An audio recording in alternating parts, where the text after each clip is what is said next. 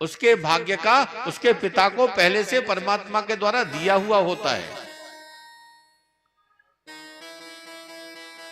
3 कभी किसी के भाग्य का नहीं लेकर के जाते। गौ, ब्राह्मण और कन्या।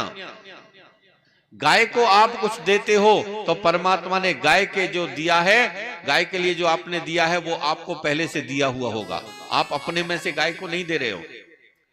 ब्राह्मण को जो दिया जाता है वो ब्राह्मण को देने के लिए परमात्मा ने आपको दिया हुआ है, तब दे रहे हो आप। और कन्या को देने के लिए परमात्मा ने आपको दिया हुआ है, तब देते हो आप। इन तीनों के भाग्य का हमें पहले से मिलता है। बाबा भोलेनाथ ने कहा कि हमें कर्जा नहीं करना, विवाह के समय कर्जा नहीं करना, हमारे पास तो जो है साधन वही ठीक है, हम तो अपने नंदीश्वर पे ही बैठ के जाएंगे।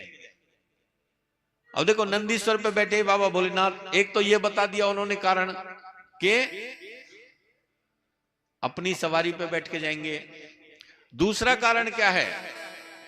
दूसरा कारण यह है कि नंदीश्वर है बैल, और बैल को शास्त्रों में बताया गया है धर्म। भागवत कथा सुनी होगी आपने कि कलयुग में धर्म का एक ही चरण बाकी रह गया है। सतयुग में 4 थे, त्रेता में 3, द्वापर में 2, कलयुग में 1। वो भी केवल दान नाम का चरण ही शेष बचा है। तो इसको, बैल को धर्म का रूप माना गया है।